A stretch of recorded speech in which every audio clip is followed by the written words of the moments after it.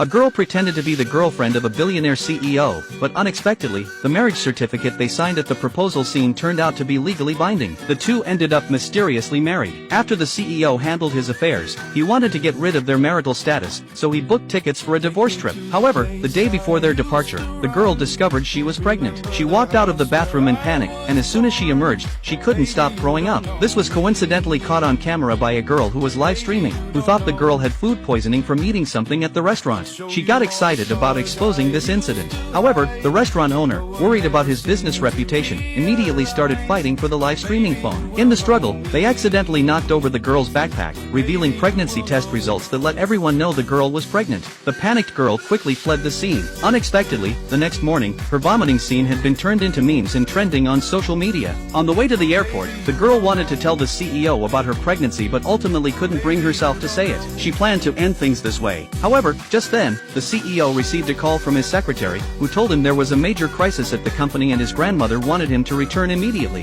The CEO had no choice but to go back, and their divorce trip came to an abrupt end. Not going on this trip gave the girl an inexplicable sense of relief. The CEO's sudden departure wasn't a coincidence. The person who prevented their divorce was the CEO's grandmother. It was because the girl had gone viral that the CEO's grandmother discovered her. Having met her before and since the CEO had sent his grandmother photos, she remembered that the girl was her grandson's wife. Seeing that the girl was pregnant and knowing she was carrying the CEO's child, the grandmother called the CEO away just as the couple was about to divorce. This time, the CEO was sent to handle a resort project on an island where workers had gone on strike because his grandmother hadn't approved their payments. When the CEO arrived at the island, fearing he'd be mobbed by the locals, he had his assistant impersonate him. Watching his assistant get dragged away, the CEO was quite pleased with his clever idea. However, at that moment, he spotted the girl's figure. That's when he realized her family lived here. Curious, the CEO followed the girl and was shocked to see her kneeling on the ground as punishment from her mother. The girl thought her mother had found out about her pregnancy and was terrified. However, her mother was only asking about her maxed out credit cards. The girl felt somewhat relieved that her mother didn't know about the pregnancy. But before she could fully relax, her nephew burst into the room,